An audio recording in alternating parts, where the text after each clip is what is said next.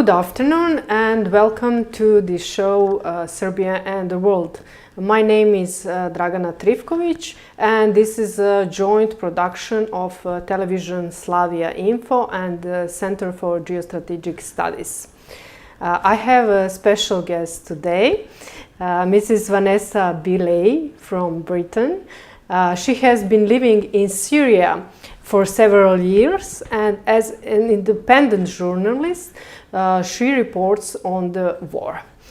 Dear Vanessa, welcome to Serbia, welcome to the show Serbia and the World, and thank you for joining us. Thank you. Thank you for having me. Welcome. At the beginning, I will say some biographical information about you.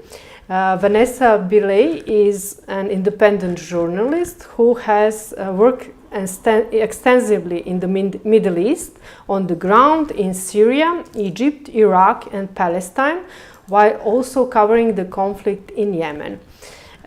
In 2018, Vanessa was named one of the most respected journalists in the UK by the British National Council for the Training of the Journalists. At the same time, she was accused for sharing conspiracy theories and disinformations about the Syrian war and about the Syrian volunteer organization, the White Helmets. So this is not strange really for me, because we are living in the time when everyone who is speaking the truth is a problem and he's sharing conspiracy theories and lying and so on. So our topic today is world conflict. So I think we should start with Yugoslavia. And dear Vanessa, in your opinion, why the war in Yugoslavia started? Well, the war in Yugoslavia was really, in my opinion, the blueprint for the wars that came after, in particular Syria and now Ukraine. Why? Because in Yugoslavia the agenda of NATO member states became very clear: to subjugate any nation that wanted any independence from central US control. When I'm talking about US, I'm also talking about London, of course, because the two are completely indivisible. In fact, I would argue that the UK is the power behind the intelligence operations. America is the muscle of these illegal interventions into sovereign nation affairs. So what we saw in Yugoslavia, of course, was the propaganda that led to the NATO aggression, particularly against Serbia. There are some very good documentaries, one of which you pointed out to me, that demonstrate perfectly the disinformation that manufactured consent for this war. And what was this war? It was effectively the destruction of Serbia, the Balkanization. Yes, a very popular term. Yeah. Yes. Exactly. So this is why it's for me it's very important for people to understand the connection between what happened in Yugoslavia and how this took us to today in Ukraine. Through Middle East to today in Ukraine. Yes, absolutely. We will speak about that. Yes. And the same players, the same countries, the same agenda, which is effectively global primacy. For the US and the UK. The EU is in this alliance, but is very much seen as a lower cost. Yes, lower level, exactly, yes. In my opinion. Yes. And we have to also remember that the City of London financially is backing many of these wars, and the billionaire complex that runs the propaganda, the media, the UN-aligned agencies, the the not-for-profit industrial complex. This is a very powerful entity and is effectively controlling the narrative surrounding the war against Yugoslavia, the war against Syria, and the war in Ukraine, of course, criminalizing, and the war to come against China. So these connections are very important because why? Because the media compartmentalizes each situation for us. So Yugoslavia is in this box, Syria is in this box, Ukraine is in this box. They don't make the connections. Yes. So I believe it's harder for people to understand what is happening. So I think, this for me is very important. In Yugoslavia, of course, as I said, we saw the propaganda that was used to justify the criminal bombing of Serbia in particular, and we were talking about this last night. But also from what you told me, and I think this is a very important point to make, through the media, the West will criminalize the heads of the sovereign nations they are targeting. But when you actually consider their actions, for example, in Yugoslavia, the bombing of hospitals, the illegal use of cluster munitions against civilian targets, which we've also seen repeated in Yemen, by the way, particularly in the north of Yemen, with US cluster munitions supplied to Saudi Arabia. And in Ukraine, with French-supplied cluster munitions, that are being used against civilians in Donetsk and Luhansk. So what we also see is the familiar pattern of war crimes committed not by the nation they are criminalizing, but by NATO member states against that nation, either directly or through their proxies.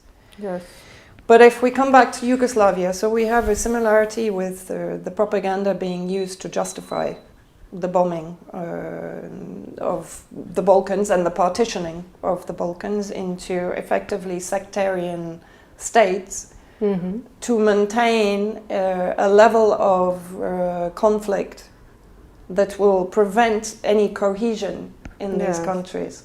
Exactly. Right. And that is maintained until today.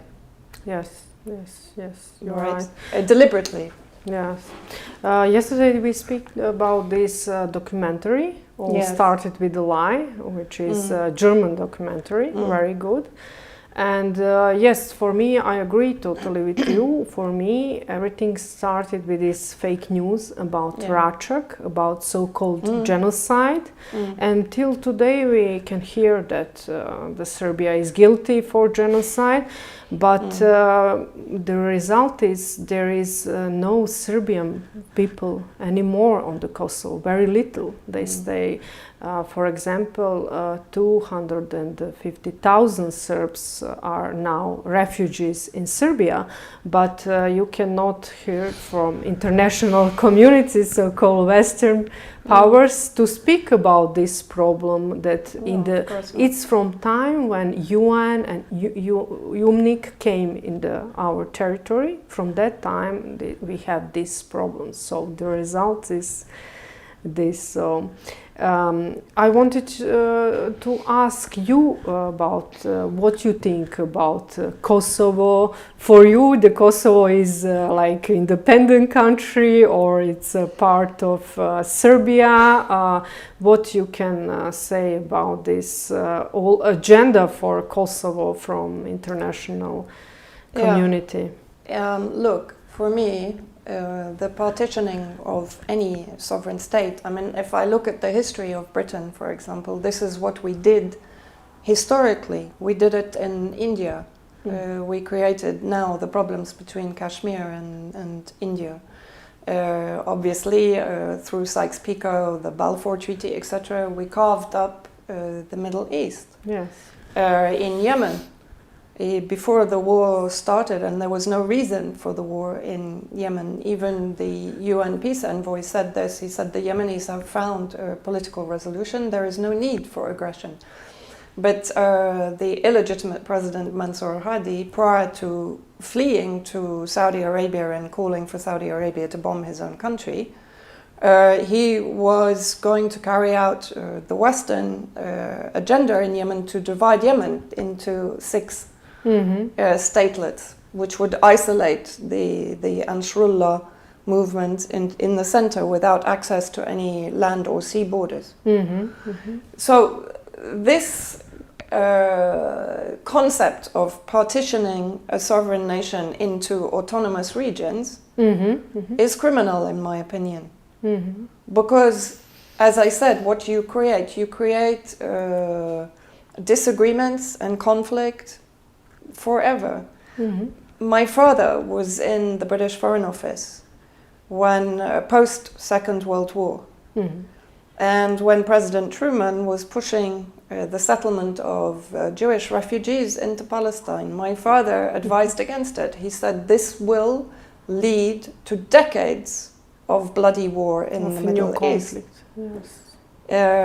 You know, right. and this is what they want. This is the problem, and the problem is that these so-called autonomous regions are manipulated and weaponized by the most powerful NATO member states, the US and the UK, into believing that they are fighting for their independence, not understanding that in reality their independence is irrelevant. They don't have it at all. No, they don't have it, and they only have it if they comply with everything that the US wants them to do. It's conditional independence. Yes.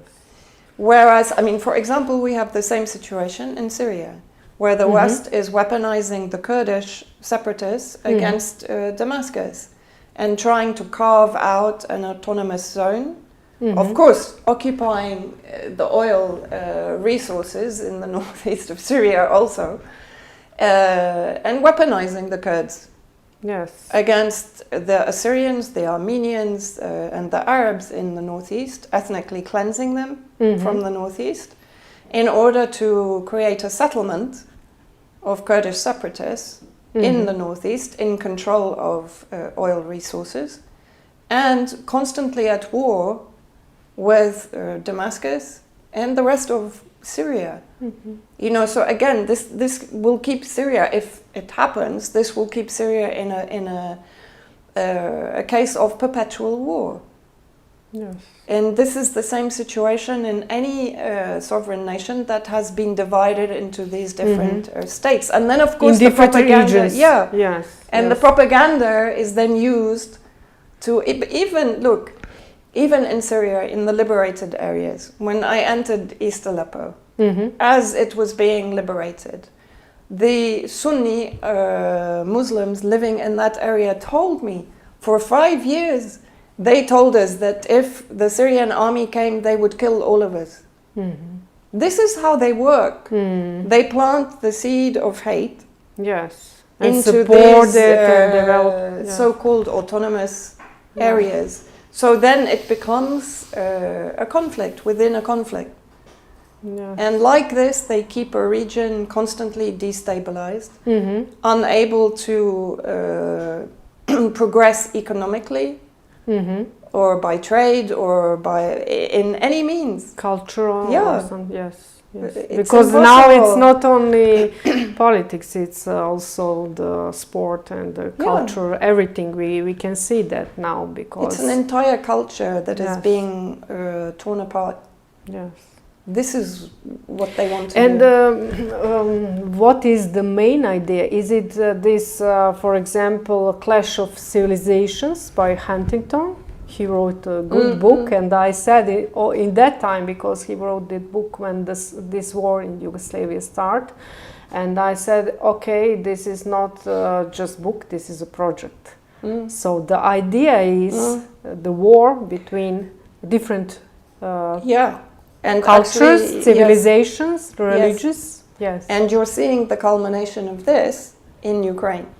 Yes. Because Ukraine is an existential war. And for me, that is why, look, I'm not supporting Putin. I'm supporting Russia. Why? Because Russia and Russians represent the traditional values that we and the West have completely, abandoned. Whether this that is will be very disappointed for our European supporters here in Serbia, because we have some experts that are saying all the time that we need to join EU, that we need to support this value. But for me, the question is, no, because if you join the EU, you lose your cultural values and your cultural heritage. Without a doubt. Why? Because the EU is not an independent power. It is governed by a central power. You are seeing this now. If the EU threatens to become autonomous, what happens? The US will provoke Russia into a war that economically destroys the EU. Very good mechanism. And the EU is committing suicide because it doesn't want to let go of its allegiance with the US. The majority of the central EU countries would prefer actually to pivot towards Russia economically. Yes. And for gas supply and resource food supply and food supply. They are reliant on Russia. And yet this is the insanity of this paradigm they are allowing themselves to exist in, where America effectively has control over their political decisions. So they are not sovereign nations. Yes. Ukraine was not a sovereign nation. It was completely occupied by NATO and controlled by NATO. And this country was carrying out a genocide against its own people in the East. And that's why I'm saying, when you allow a country to be cut up, it bleeds. Yes. It must bleed. And it suffers in the same way that the Middle East has suffered, because the West has carved it up for centuries. So you have a weakened Palestine, you have a weakened Lebanon, you have Jordan is a vassal state of Britain. You have Syria, which has gone through 11 years war as a result, but not only this 11 years war, it's 75 years of interference in Syrian affairs. Because of their allegiance with Russia, effectively, the Soviet Union and then with Russia. So since its independence from French mandate in 1946, it's been under attack by MI6 and CIA for that entire time, culminating in this war. Of course, people, even in Syria, the EU is a very attractive prospect, because they have a kind of, for me, it's imagination. It's a legend. Yes, about more legend. But it's not a reality. Yes, I agree totally with you, because I visited recently EU and Baltic states, and I have not very good opinion. Because culturally we are lost, actually.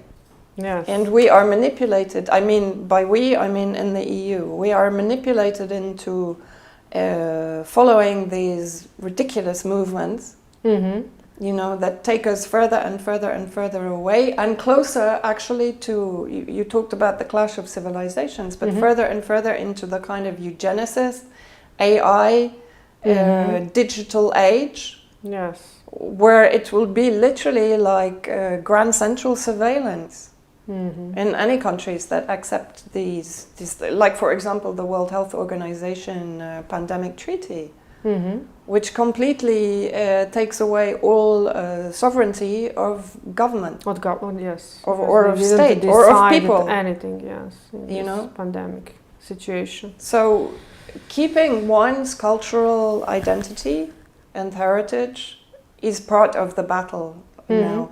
We've seen it in Syria. What did the Western proxies, including ISIS and Al-Qaeda and all of their various affiliates, what did they destroy?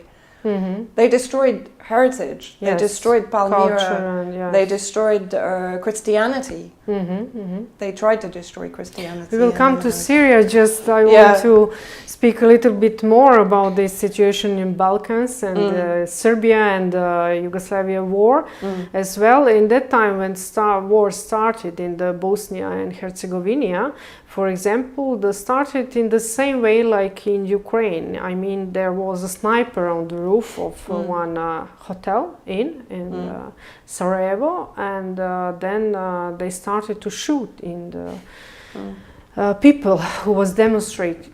So there are a lot of these examples, probably in Syria as well. We will speak, but I wanted to ask you about this supporting extremism and Islamic extremism in Bosnia. In that time, for example, they formed this unit El Mujahedin in Bosnia, which was supported by Western powers as well. So after Bosnia, some of them stayed in this Balkan region, and a lot of them after this, when war started in Syria, they went to Syria to fight, and Iraq as well.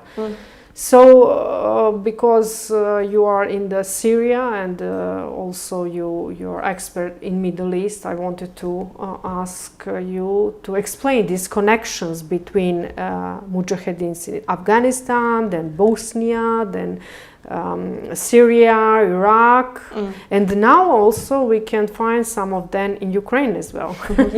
I saw the list of the Ministry of Defense of Russian Federation. Yes. Well, actually, it goes even further back than this, because in the 20s, Germany weaponized the Turkestanis, the Turkmen, that then actually became the Uyghurs. Because East Turkestan is the province of Xinjiang.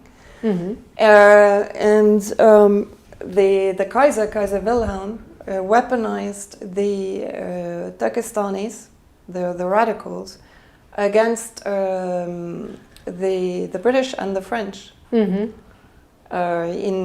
basically the Ottoman Empire days. Right, so this is not a new concept. This is something that has been going on for a very long time. And then, of course, we know that even prior to 1979, America was arming and equipping the Mujahideen in Afghanistan in preparation for Russia's intervention. Soviet army at the time, But it wasn't admitted for a long time. Initially, they said they started to equip them after Russia's intervention, but it was Zbigniew Brzezinski who admitted in an interview that actually no, they started the whole project before the Russians got involved in Afghanistan, or the Soviets. And of course this was part, and Hillary Clinton has also admitted that this is what they did in order to effectively destroy the Soviet Union, which of course happened in 1991. Yes.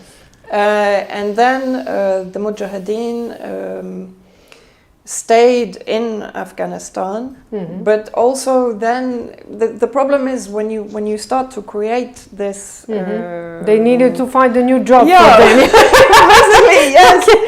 So so this weaponization, which started back in the early 20th century, simply it continued, and these Mujahideen, which they were known as in Afghanistan, then became Al-Qaeda and became Khorasan and ISIS and all of these rebrands. And they were moved around from conflict to conflict as mercenaries, actually. I'm not even sure now how much Islamic ideology is involved in this.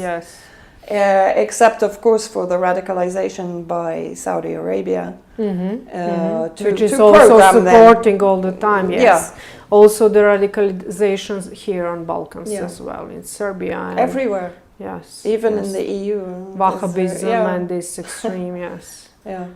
Everywhere. Saudi is really, this is potentially a big problem in the future, also for the EU, because. But you US and the EU don't speak about this problem. I was wondering maybe there is democracy in Saudi Arabia because they don't speak anytime. They said, no, we have problem. Yes, or Israel as well. Yeah. Well, no. If you are an ally of the United States, then everything is allowed. You are free from prosecution in any manner whatsoever. Even you're free from criticism. Everything is I mean, I don't know if you remember when, I think it was 2016, the UN accused Saudi Arabia of war crimes against children. And within 2 or 3 days, Saudi Arabia had issued an economic fatwa against the UN, and the complaint was withdrawn completely, you know. And the same with Israel. The case closed. Yes. So yeah, if you are an ally, a conditional ally of the United States, then you are, exempt from prosecution or from criminalization. Yes, these are these double standards. This is the rules. What is it? The international rules-based governance. In other words, according to the US rule book, not to anyone else's, not to sovereignty, not to nationalization, not to patriotism, only to the US. So it means that today we have international terrorist network, which is maybe first time in the civilization that we have this international network. And maybe when they finish the job in I don't know, maybe the parts are in Syria, Iraq, Libya, and now in Ukraine, and when they finish this job in Ukraine, they will start a new war, or what will happen after this. And the main moment here is that US, they started this war against terrorism, and where are the results? No, it's exponentially grown. Yes. Just as they started the war against ISIS, and ISIS flourished in Syria. But I think this is another important point to make about the situation in former Yugoslavia. As if we're looking more at a micro situation, for example, in 1999 in Pristina, I know we talked about this, but you had Bernard Kouchner as the UN representative in Pristina. But you also had James Lemessurier in charge of the transformation of the KLA, which were the radicalized elements and the Albanian mafia, for want of a better warlords. Transforming them from the KLA into the Kosovo Security Corps.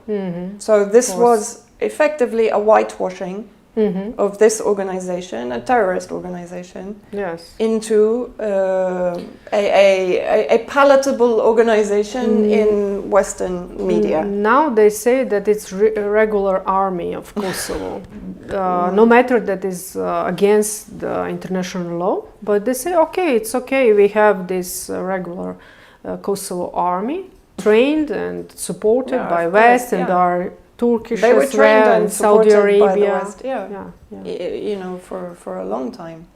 But basically, when the KLA were running, for example, the organ trafficking cross-border operations, James Lemessurier was in charge of them, with Bernard Kouchner, who was also aware of what was happening, above James Lemessurier.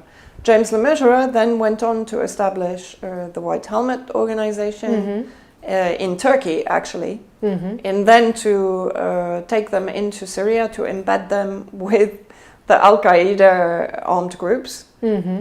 So probably also consisting of Kosovars and Albanians and Chechens and Uyghurs inside Syria to provide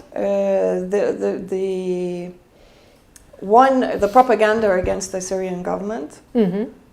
Two, we have a lot of evidence to suggest that they are also running organ trafficking operations cross-border from inside Syria into Turkey.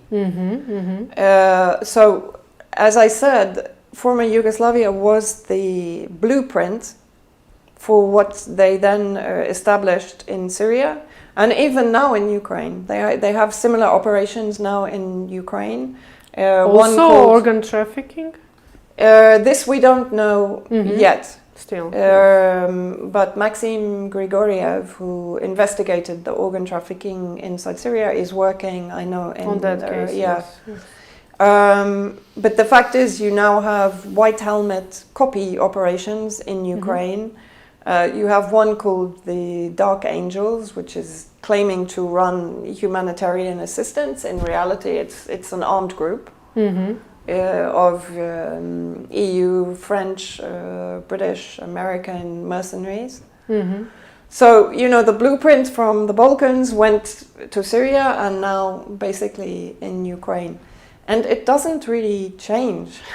This is the interesting thing, you know, they don't change the concept. Yes, yes. Really. And actually what is, I think for me, very interesting, you talked about the creation of this terrorist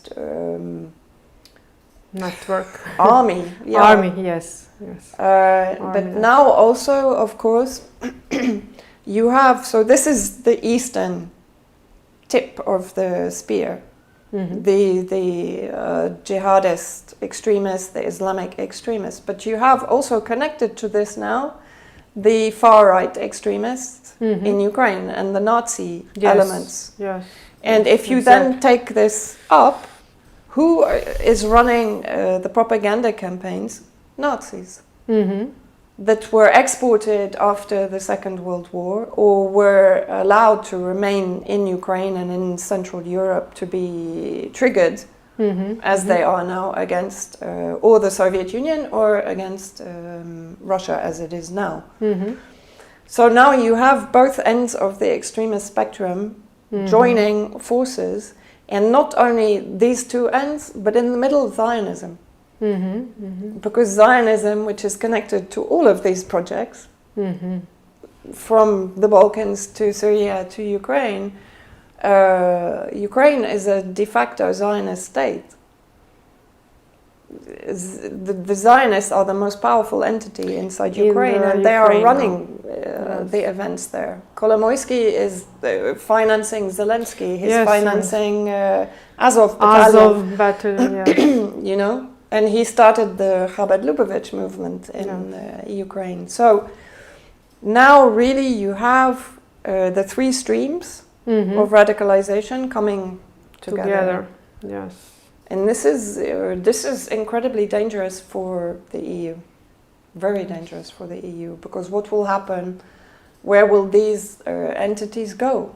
When the war in Syria finishes, when the war in Ukraine finishes, what will happen next? It's already starting. Yes. You know. Yes, very, very difficult situation. But yes, when you mentioned this Zionism and project and also the Nazism, I read one book. It was written by John Loftus, who is the Jewish, the Nazi Secret of America. Did you read it? Yeah, I've read. Yes, it's a very good book when you can find these connections, because again, if you go back to the 1920s, and then you had Simon Petlura, who was temporarily the president of the Republic of Ukraine, and Jabotinsky, who later went on to form the Hagana, for example, and a number of the youth organizations that now carry out the majority of the price tag attacks against children in the settler areas in Palestine. Petlura is accused, even by Zionist media, of carrying out a number of pogroms against Jews. But with Jabotinsky, who was let's say, a forerunner of the Zionist movement, ultra-nationalist, he allowed him to establish Zionist brigades, Zionist security. They can be independent except when under threat from Russia, and then they have to combine with the Petlura far-right fascist elements to fight Russia. against Russia. Yes. So even historically, again, we have this example of how Zionism and Nazism work side by side, actually, to achieve their ultra-nationalist aims. And one question, I think Zionism was announced like racism, if I remember, in the UN before, but after that they changed their mind. The same thing. Yes, and now it's like something that you cannot talk about because yes, they don't like to talk. If you look at all the movements, all of the extremist movements, so from Wahhabism to Ikhwan, Muslim Brotherhood, to Zionism, if you actually take away the religion, and for me actually, except for the real evangelicals, it doesn't play a big part in their agenda. Their agenda is ultra-nationalist. It's sectarian, it's racist, it's elitist. All three. And that's why Israel has worked with Muslim Brotherhood and the Wahhabis. Yes. In Syria in particular, it's funding both everywhere where is some national question or religious, there is someone from Israel. I saw that in Libya, for example, one Hoja, one Muslim priest was arrested, and then they find out that he was Jewish, not Muslim. There was I don't remember 3-4 years ago. There is, I can't remember which book, but there is a belief that there are Jewish remains in Saudi Arabia. That it was originally occupied by Jewish settlers there. So Yes, but they are saying, okay, how you can say that there is Nazism in Ukraine because Zelensky is Jewish. So there was maybe we can say this incident with Lavrov when he said, okay, I can say maybe Hitler was Jewish as well. So this was a big incident on the global. But I think the Russians know the Zionist influence in Ukraine and how it works hand in hand with the Nazis. This doesn't mean that the Nazis didn't carry out terrible atrocities against Jewish communities and against Jewish populations. Of course they did. Yes. But Zionism is, as I said, it's like the political arm of the Judaic religion for me, just as Muslim Brotherhood is the political arm of Islam, and Wahhabism is just Islam extremism. This Saudi creation. And let's not forget, the House of Saud was created by Britain. Britain has a hand in all of this, in the creation of Zionism, in the creation of Muslim Brotherhood. It created the Muslim Brotherhood in Egypt because it hated Gamal Abdel Nasser, and it hated the idea of the United Arab Republic. And they supported also this Muslim extremist in Bosnia and Herzegovina as well, and they are supporting still them, and that is why they cannot understand if someone asks them, okay, but you support America, but can you see what they are doing in the Middle East? They are killing the Muslims. They don't talk. So that is the problem, I think. In that time they supported Muslim extremism and Wahhabism as well. They then these mujahideen from Afghanistan, and also the Croatian nationalism. Also in China, in Xinjiang, the same thing. Yes. Thousands of them are going to Saudi Arabia every year to be radicalized. And then many of them are fighting now in the northwest of Syria, for example, more than 10,000. Yes, I heard that. But they are also being used to destabilize the northwest of China.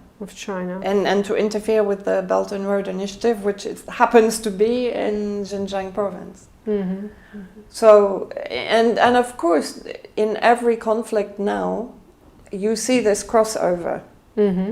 of the Mujahideen that were weaponized first of all in Afghanistan, and as I said, even before that by Germany against Britain and France. You know, it's easy to radicalize these people. And now we have the newest information. I think it was maybe 2 weeks ago that the big part of arms from Ukraine is now in the hands of Muslims in Bosnia and Kosovo Albanians and Albanians in Albania as well. So why is that? Are they planning something again in Balkan, or? I think they are afraid of the independence of Serbia, to be honest. So there is a chance, not that they are necessarily preparing another conflict, but they are preparing in case Serbia decides to take its independence and to, for example, not put the sanctions on Russia, yes. And does not comply with the West agenda against Russia. It's a very delicate tipping point now for Serbia, I think, to be able to keep its independence. Yes. And to maintain relations with Russia. You know, this is what they don't like. Yes, exactly. You have to be punished. This is, like, as I said, you know, Syria was punished for more than 75 years because it would not relinquish its defense of Palestine, its affiliation to Hezbollah. Although we have to remember, Hezbollah started in Syria. Yes. The Palestinian refugees settled inside Syria, and that's where Hezbollah grew. Yes. So, of course, Syria is not going to abandon its principles, but most of all, its connection to Soviet Union and Russia is killing the West. Because Syria is geographically, what was it that Brzezinski said? Whoever controls the Middle East controls Eurasia. Yes. And so therefore, and Syria is the center, it's the hub of the Middle East. Yes. Right? So it's strategically essential to both East and West. So it means that we are not too much acceptable for the West and for the EU because we have a good relations with Russia, historically good relations with Russia. That is the case with the Syria as well, because sometimes we need to say, oh, we are in very bad positions, but like we are the only one. We are not the only one that happens. Definitely. I mean, if you remember in 2000, the Qatar proposed, or rather America proposed the Qatari pipeline to Syria, a multi-billion-dollar pipeline. And eventually, I think it was in 2009, Assad turned down the proposition because he was loyal to Russia. So he favored the Russian-Iranian pipeline. This was the end for Assad. Before 2009, Tony Blair wanted to give him a knighthood. The emails between Tony Blair and Bush talking about a different relationship with Syria, we can bring them under our control, you know. But historically, Syria has never abandoned Russia, never. Even though it has undergone a number of coup d'etat and, as I said, violent interference in the late 70s, 80s. The Muslim Brotherhood was weaponized against Hafez al-Assad. Yes. You know, it failed, but the propaganda was horrible surrounding this time, even now. Yes. And I remember in 2018 there was a diplomatic cable leaked, and in this it was a discussion between various British and American diplomats and politicians talking about the need to cut ties between Syria and Russia. You know, so this has been the agenda is basically to destroy Russia, because Russia is the threat. Russia and China are the threat to American power. Yes. But Brzezinski said that America cannot fight in the same time with Russia and China as well, but it's happening now.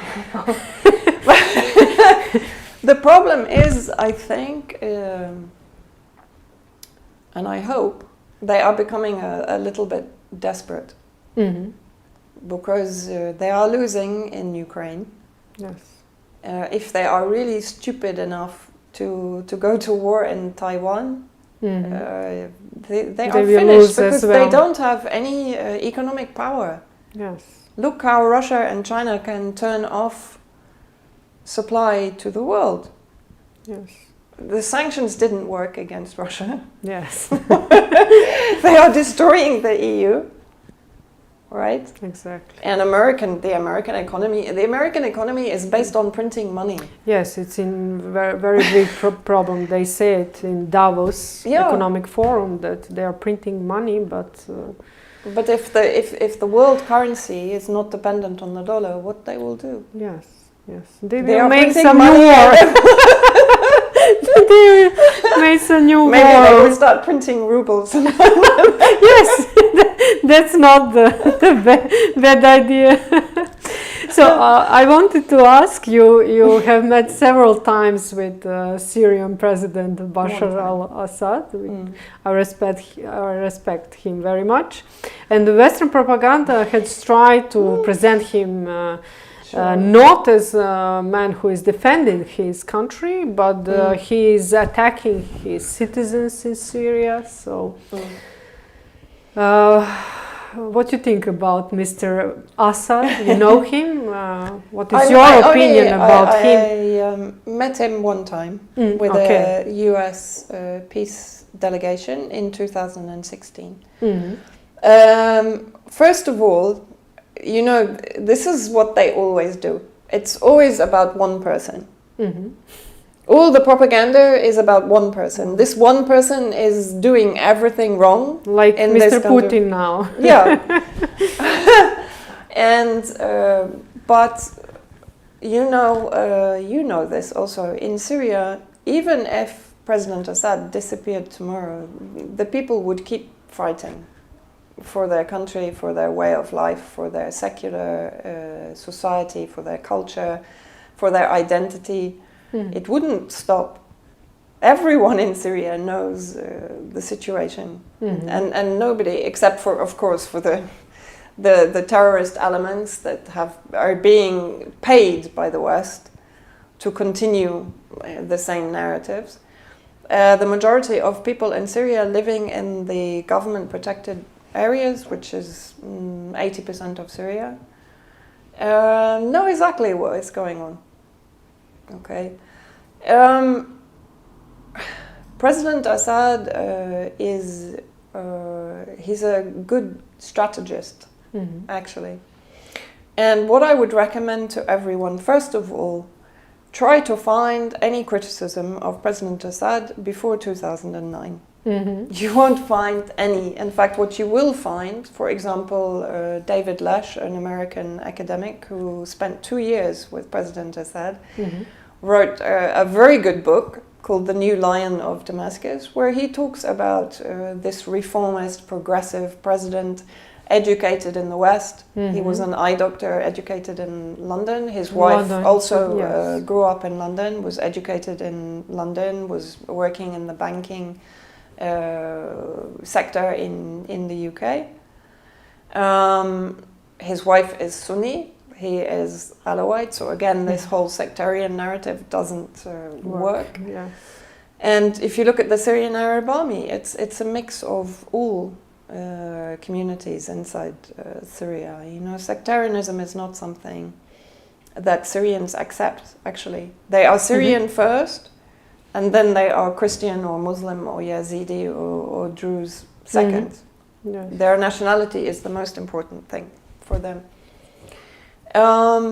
He is, if you look at his speeches or his interviews from 2009, let's say, until now, you will not find one single change in his policies, in his principles, in his honesty, you won't find it. Like if you listen to Western politicians, they change their story from one week to the next, depending on public opinion, depending on pressure, depending on influence, depending on money, depending on whatever. But if you really follow his speeches, there is no deviation from the principles of his leadership from the beginning of the war until now. Everything is clear. Yeah.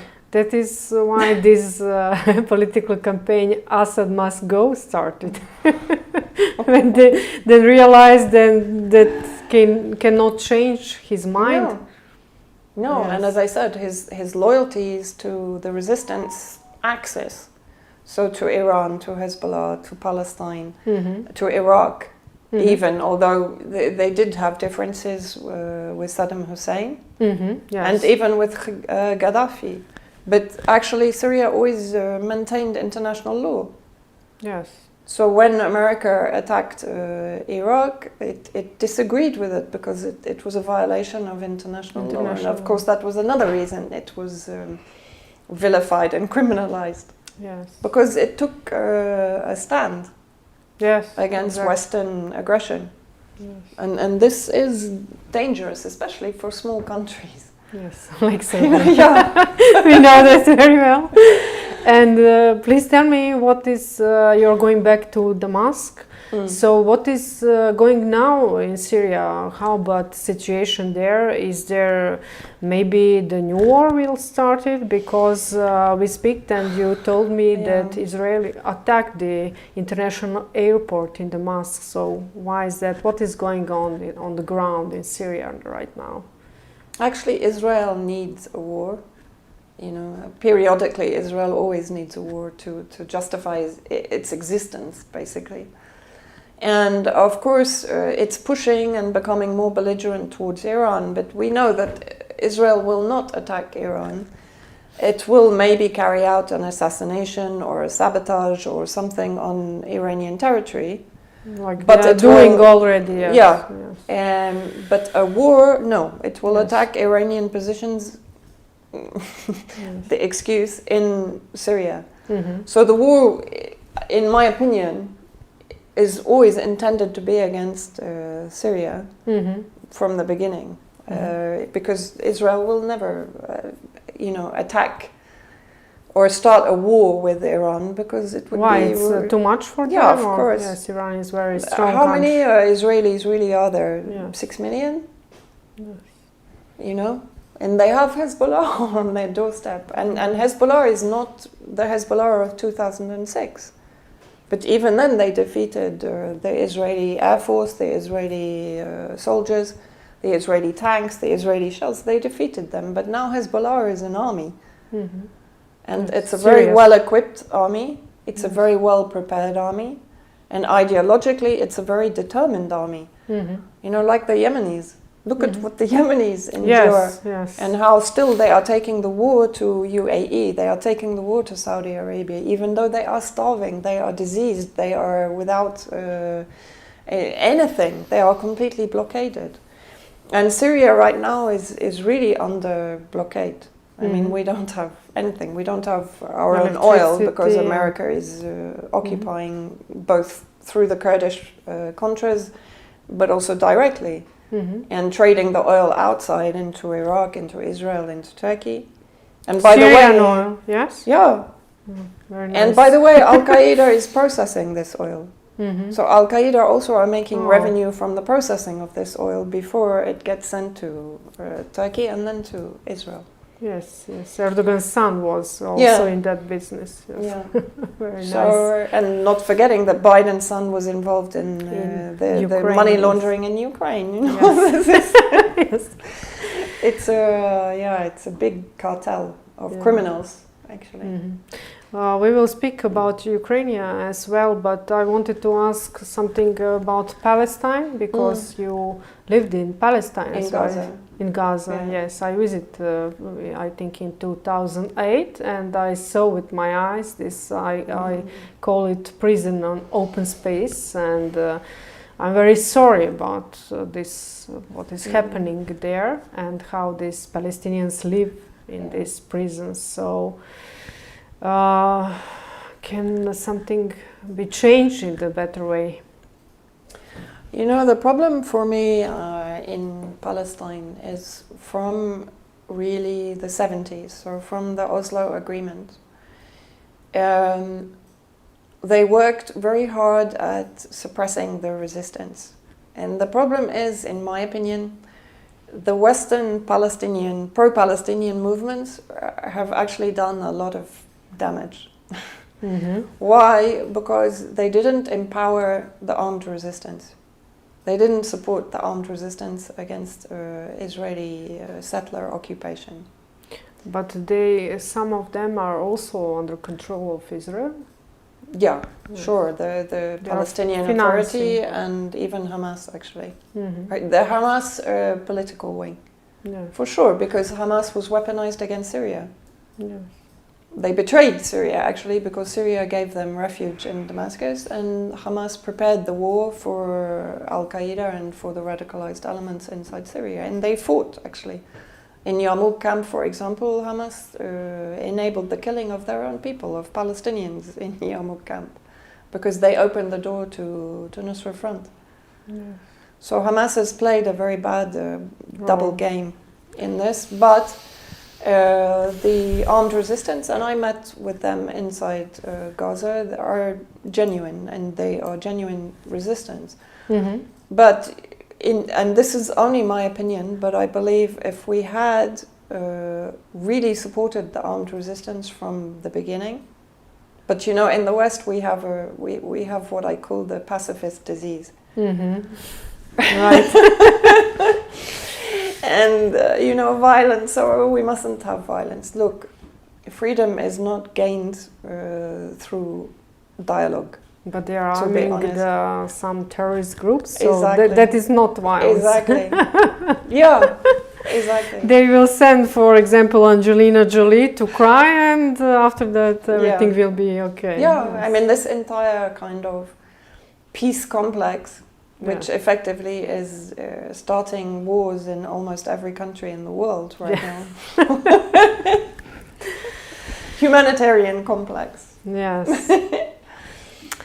So you wrote the text, Syrian civilians attacked by terrorists using American weapon. Is it similar in Ukraine? Yes. Yes. Absolutely.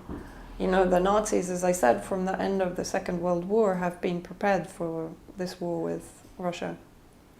And the weapons have been flowing into West Ukraine, particularly into Lviv. And Lviv reminds me of Gaziantep in Turkey.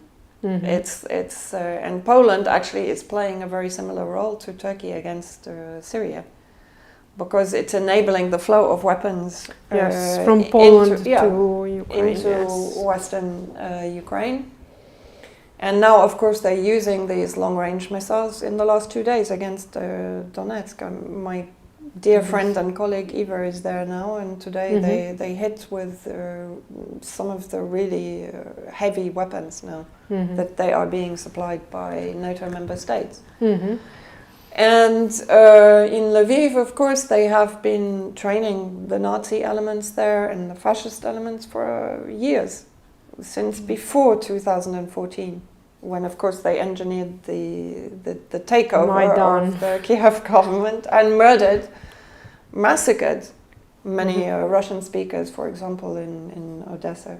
Yes. And in Mariupol, terrible of course, crime. and everyone forgets Mariupol, but there also. Yeah. But Western medias didn't write about Odessa, for example, or that's what is going on. Even Ukrainians killed some Ukrainian nationalists who was against this fascism, like Oleg Buzina. And they didn't write about these problems. They started to write, oh, now Russia attacked Ukraine, but they didn't wrote about this war which started for 2014 after Maidan, when this Nazi regime from Kiev started the war against the Russian people, the people who speaks the Russian language in Ukraine. Yeah.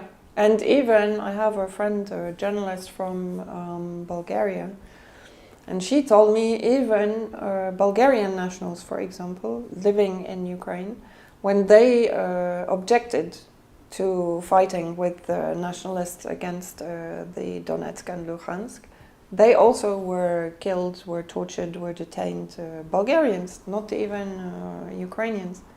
So anyone who is against this extremism. And of course, we see this in Syria. If you disagree with the extremist ideology, you will be raped, you will be murdered, you will be tortured, you will be detained, you will be executed. It's the same, and we have to remember who is behind these movements. The governments in the West. And who is behind the governments in the West? The elite. Or I don't call them the elite, the predator class. Yes. They are not elite. Yes, exactly. And for some, NATO aggression against Yugoslavia was a humanitarian action, and now Russia's military operation is what? Crime.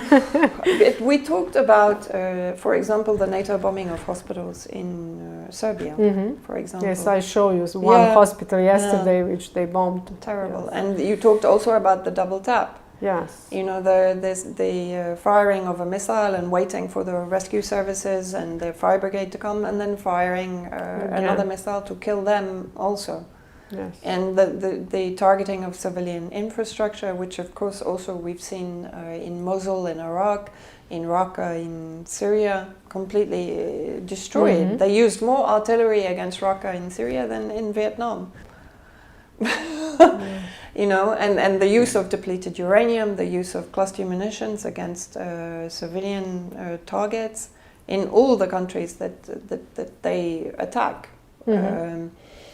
And if we consider the narrative is that Russia is attacking hospitals, for example, in Donetsk, it's attacking its own people. In Mariupol, yes. And the reality is that these hospitals are being occupied by the Nazi and fascist elements, just as they did in Syria, in East Aleppo, for example. The Eye Hospital, which is a huge compound, was completely occupied by various terrorist groups. It was used as a torture chambers, as a Sharia court, as a military and ammunition center, and an area from where they would fire the hell cannon to target civilians in West Aleppo, for example. So exactly the same scenario. You know, even you remember the where they claimed that Russia had targeted a theater full of civilians. Civilians, yes. In reality, there's a lot of evidence to show that they put all the civilians inside and then they blew up the building.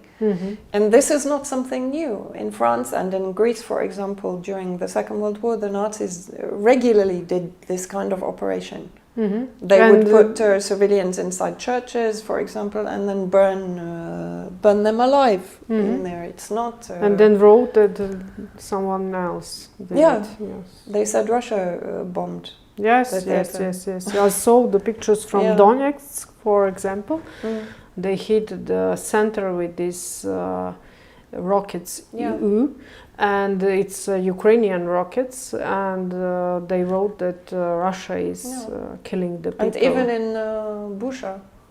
Yes, in Bucha, yes. Yeah. For me, I wrote the text, the Bucha is new Rachak, because when I saw that, that scenario is totally the same scenario from Rachak. Yeah.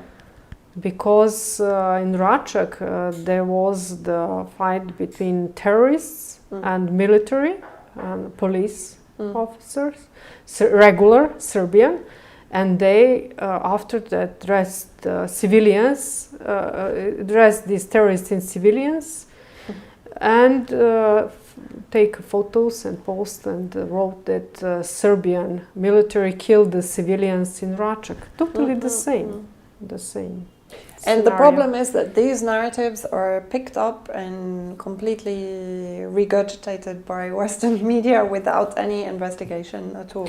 Yes, that's the main problem, because when this William Walker, American, who was on the top of the OSCE in the Serbia, he said immediately, he was there, and he is the biggest Albanian lobbyist. And he said, okay, the Serbians are guilty. And they didn't allow the investigation. That's the same like in the Bucha. Same in Syria with the OPCW. Yes. You know, and we can't forget that the UK, US, and France bombed Damascus. I was there when they bombed. Even before the OPCW had carried out their investigation. They were certain that Assad had carried out the attack against his own people. Yes. You know, the media actually is I mean, it is nothing more than an extension of government and intelligence agencies now. It doesn't even pretend to be anything else. It's a weapon, really. Yeah. Yes. 21st and a very century. Dangerous weapon. It's a weapon of mass destruction, yes. actually. Oh, yes. So you recently posted the following words on your social network. The West has no image of the future, but an image of death. Everyone says this is a world hybrid war. Yeah. Although it was clear from the beginning, it should be considered in a much broader context. Russia is fighting for the preservation of mankind. This is what Mr. Glaziev said. So you agree with him? Yeah, absolutely. Yeah. And you know, I think again, it's very important for me to make the point. I'm not supporting like one side against another, but when you understand the depth of what is being fought for here, then you have to decide which version of mankind you want to survive. Really, that's where we are now at this point. If Russia does not succeed in Ukraine, we will be living in hell, where there will be no free thought, no free speech, you will never be able to challenge power again. Never. And those that have challenged power, we will be like Julian Assange. Yes, unfortunately. We will be persecuted. And so therefore, but it's more than this. It's about, it is really about the preservation of what it means to be human. You know, not some digitalized version which is plugged into some kind of central surveillance system. Nobody wants this, you know? Yes. This is our planet as human beings, and we share it with all the species that they are in the process of destroying also. You know, this whole green agenda is actually about appropriation of the green. In gender equality and feminism, sexual minority rights, extremism, cave nationalism and communism. It's some kind of new communism. Yes. Yes, but these Serbian Euro-fanatics convince us that we should stand up by the right values and join the EU. I think people have to think very, very deeply about what their values are. Yes, actually. Yes, I agree with you. So, thank you very much for this conversation. No, thank you. Unfortunately, there are so many topics, but we can't everything say in this one show. But I'm sure we will meet soon, and maybe in one of the conflict zones where we will continue our conversation soon. So, dear Vanessa, I wish you much success in your future work, and thank you for being my guest today. And dear audience, this was the first show of the joint production of television Slavia Info and Center for Geostrategic Studies, and we will continue to reveal events on the international scene with the help of great guests such as Vanessa Bilej, and thank you for your attention.